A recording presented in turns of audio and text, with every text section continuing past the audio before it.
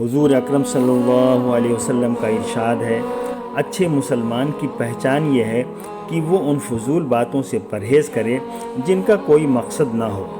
جس طرح ایک طالب علم امتحان حال میں بیٹھ کر اپنے سوالات حل کرنے میں مشغول ہوتا ہے، ایک سیکنڈ بھی ضائع نہیں کرتا، اسی طرح سمجھدار مسلمان بھی ہمیشہ وہی بات بولتا ہے جو مفید اور کارآمد ہو۔